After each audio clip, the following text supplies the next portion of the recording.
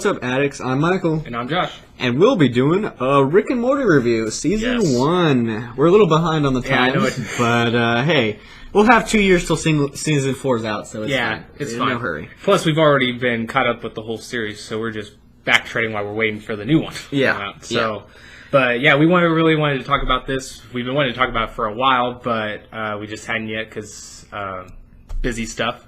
But now we get to talk about a show that we really like. Well, we like all of our stuff, but this is one that is near and dear to our hearts, I think, because we watch it all together, and it's pretty funny. I'm not going to lie. Yeah, I think actually how we first started hanging out on Sundays is because of Rick and Morty Season 3. So it's kind of something that... I guess you could say that if it wasn't for Rick and Morty, we may not have had this to start, because then we wouldn't have known that we got together all in one day. So that's cool. Yeah, I think that we're not going to really have a characters section or like a plot section because it's kind of... it's one of those shows where if you don't watch one of the other episodes, you can still watch it. Now, once Season 3 hits, that kind of changes a little bit because it starts picking up some story threads from the older episodes because they're definitely building and you can see a change, but it's more subtle and it's not a direct thing. It's more of like if you watch like Futurama or like The Simpsons, it's something that you can just watch like them out of order, or you can like skip a season. It's really cool in that regard. But basically the only thing that you need to know is it follows Rick and Morty. Rick being the grandfather of Morty, and he's kind of a strange kind of relative to the family. He's come back after 20 years of being absent. And he is basically the smartest man in the universe, and he recruits his grandson to do a bunch of crazy and stupid things sometimes, but it's mainly to help him with his experiments. We also see the other parts of the family in like either side stories or directly, which the mother and daughter of Rick is Beth, her husband Jerry, and their oldest child, Summer. And that's basically all the characters that you need to know about. But kind of diving into it, we're going to probably go over our top 3 episodes of this season. So, Michael, do you want to start us off? Yeah, the format's a little bit different for this one because it's not really... It is plot-driven, I would say, but it's almost like each episode is a one-off, especially in Season 1. Yeah, it's its own contained story. We'll just give you the titles. My first one is Me Seeks and Destroy. Basically, and I think Josh really liked this episode too. But the central story is Rick doesn't want to help Jerry and Beth with all their problems. Yeah. So he has a Me-Seeks box that, they press the button and a blue alien creature comes and pops out of thin air, fixes their problem, and then dies horribly. Yeah. But they proves out in existence. Yeah, I think they want to die that way. Yeah. As we can see in the episode. Jerry and Beth are central in this episode. We actually don't get that much of Rick.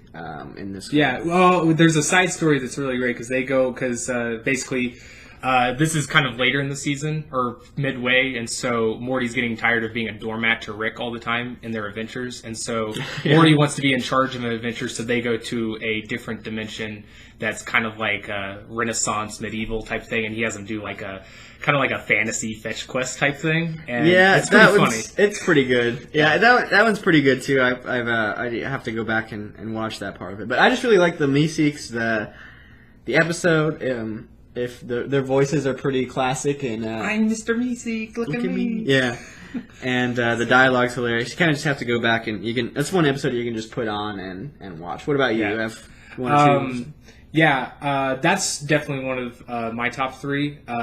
I don't really know if I can rank these in order just because I love them all equally. But one of my other ones was episode 6, which is Rick Potion number 9.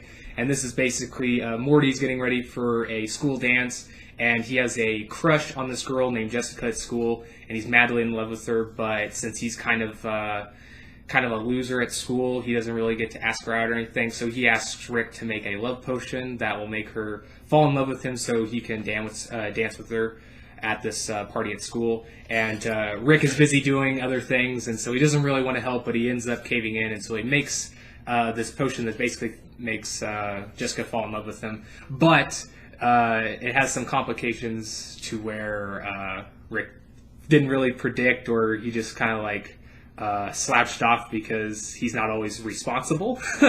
And basically you see how crazy the world gets screwed up. And that's this is like one of the first times we see a major story thread in the overall show happen, which is another reason why I really like it. But it's, like I said, it's just got some crazy things happen throughout the whole episode. Like, you really get the scope of what this show can do and still retain it being normal in the next episode. We'll go back and forth. Yeah. So this one I'm not going to say that much about because that's kind of the whole point of the episode is M. Night Shyamalan-aliens? I don't know how you even say that. Shyamalan-aliens? Shyamalan-aliens. I'll just one word simulation. And that's all you need to know. Human music. Yeah, I like that. I like human music as well. Obviously, what we're saying doesn't make any sense if you haven't watched the show. If you've watched any of M. Night Shyamalan's movies and you know that he's really popular for his plot twists, or whether they be good or bad, that's a theme mainly in that episode, and it's great. Yeah, so that's I don't want to. It's actually one that you could spoil pretty easily. So that's all I'm going to say. What about you? What is another episode? My third and final one is Rick Minutes. I think I'm saying that right. It's episode 8, and it is their first interdimensional cable episode, and I think this really landed the show. For me, like, this is one of the things where it's like it cements its place in just show history, because I can't think of any like regular primetime show that records ad-libbing. And well, I mean, you might see it in like Saturday Night Live, but it's not very often because most of that's pre-scripted. But this is the only time where you actually see like just fully fledged, like, organic ad-libbing, and then somebody put animation to it. Yeah. And it's just so great like that. This is a show that it does have a side thread that focuses on the family, but the main thing of it is just crazy little snippets of things that don't even concern the characters. And for that, it just makes it so unique. Honestly, probably one of the most unique episodes in the season in terms of like just shows in general. But all of these episodes though are really good. They're really funny.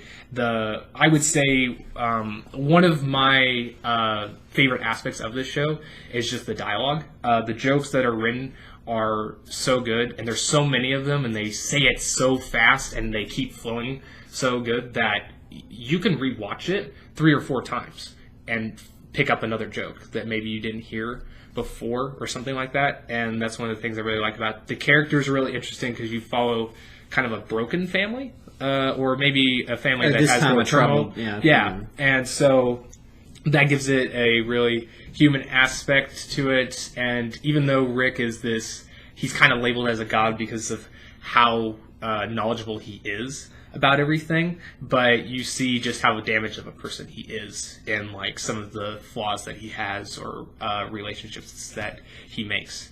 But Michael, what are some of your like favorite aspects of just the show in general?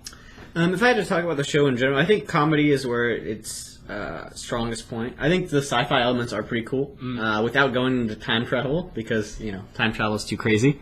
The dimension hopping, the ideas. I don't know. I think Justin Roiland is just a really creative person. And Dan Hartman too. Yeah, both the co-creators.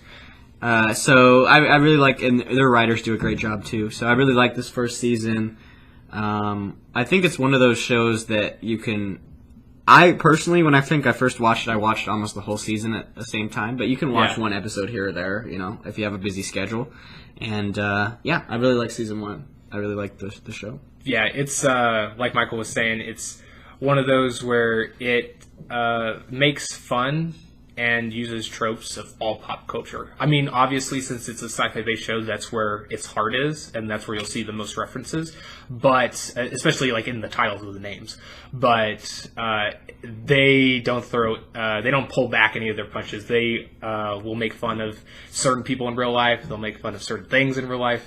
And they'll just go with it. And that's one of those things that I really respect the show for. But yeah, that's basically all we have to say about season 1. You should go check it out if you haven't. I would say season 1, I'll rate it an 8.5 for me personally out of 10. Because I do like the other seasons, and I want to give some room for them to get a higher one. But I will say all of them are pretty on par with each other. They're really good. So that would be my recommendation to you guys. For me, it's pretty similar, 8.5. I really like the show. I like season 2, season 3. I wouldn't say it's my favorite season, but it's pretty close, and a lot of quotable dialogue. So, if you want to put some quotes in the comment section, we'll get all the references. Yeah, and we probably could fill a whole video this length just saying quotes back and forth because we've seen it that many times. I know at least I could, but we'll try to save that for you first-time viewers of the show. But anyway, guys, that will conclude today's episode. You can follow us on our social media accounts, Twitter and Instagram, or you can check us out on SoundCloud or our main site at agconformative.wordpress.com. And we'll see you guys next video. Later, Alex. Later.